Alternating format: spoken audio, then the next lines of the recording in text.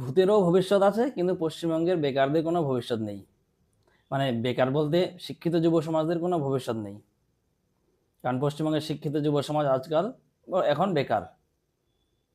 মানে এই বেকারত্বের সূত্রপাত হয়েছে 2011 সাল থেকে 2026 সাল পর্যন্ত বেকারত্ব চলছে। জানি না 2029 সাল পর্যন্ত, 29 নয়, 31 পর্যন্ত হয়তো এই বেকারত্বের ধারা চলতেই থাকবে।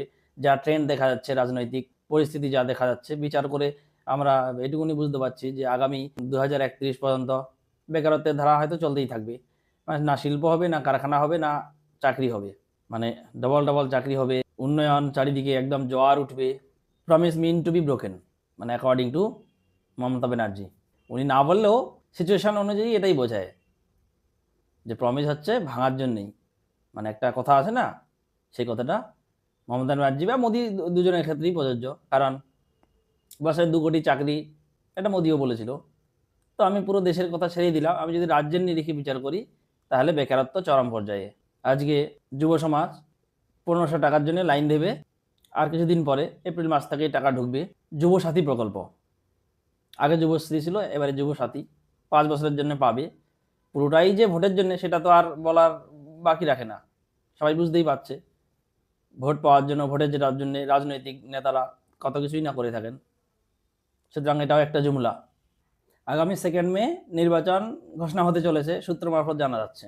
আগামী বিধানসভা নির্বাচনে পশ্চিমবঙ্গের রাজনৈতিক দলগুলির প্রার্থী কেমন হওয়া উচিত, মানে কাদের প্রার্থী দাঁড় করা উচিত, যেটা স্বাভাবিকভাবেই হওয়া উচিত যে যেই ব্যক্তিটি সমাজসেবামূলক কাজের সঙ্গে যুক্ত, যারা মানুষের কথা ভাবেন, যারা সমাজের কথা ভাবেন, তাদেরই প্রার্থী হিসেবে দাঁড় করানো উচিত।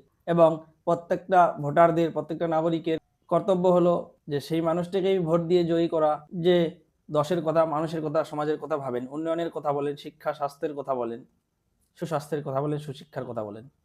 কিন্তু বর্তমানে রাজনৈতিক একটা ট্রেন্ড দেখা যায় যে যেখানে সেই সমাজসেবী ব্যক্তিটা বা যে উন্নয়নের কথা বলেন, স্বাস্থ্যের সুস্বাস্থ্যের কথা বলেন, বা সমাজের মানুষের পাশে দাঁড়ান, দুস্থদের পাশে দাঁড়ান, তিনি ভোটে লড়ছেন।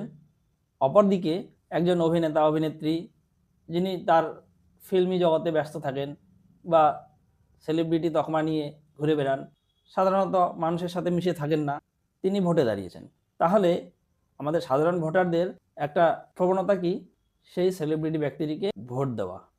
মানে এটা এতদিন হয়ে এসেছে যে না, ইনি একজন অভিনেতা, আমার কেন্দ্রে দাঁড়িয়েছে, অনেক জনপ্রিয়, ওনার মুভি দেখে বড় হয়েছি, অথচ ভালো মুভি করে, সুন্দর মুভি করে, তাকেই আমরা ভোট দিয়ে জয়ী করব। অথচ আমরা একবারও ভাবি না যে এই ব্যক্তিটিকে ভোট দিয়ে আমরা কি আমাদের বিধানসভা কেন্দ্রে বা সাধারণ মানুষের জন্য কি উন্নয়ন বা বিভিন্ন প্রকল্প নিয়ে আসতে পারবো, সার্বিক উন্নয়ন কি ঘটানো সম্ভব, এসব ভাবি না।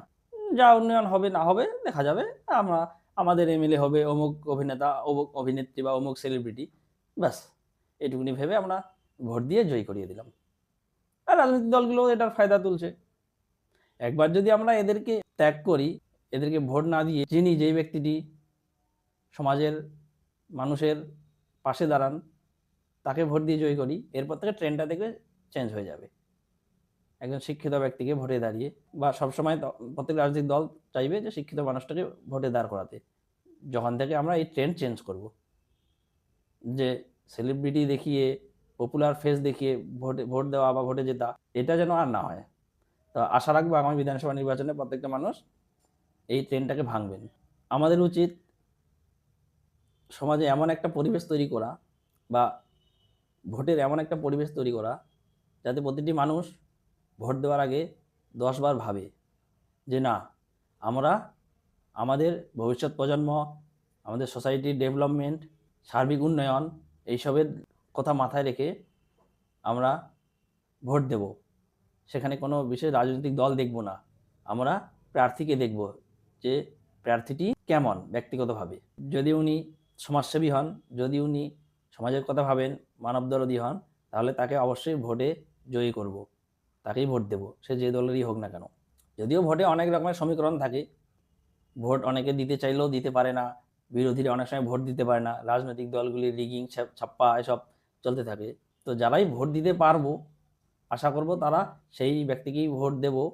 এটা সবার কাছেই আমাদের আবেদন, অনুরোধ যেন আমরা সমাজসেবামূলক, উন্নয়নমূলক যাদের চিন্তাভাবনা তাদেরকেই ভোটে জয়ী করে বিধানসভায় পাঠাবো। এটাই আশা রাখছি প্রত্যেকটি পশ্চিমবঙ্গের ভোটারদের কাছে।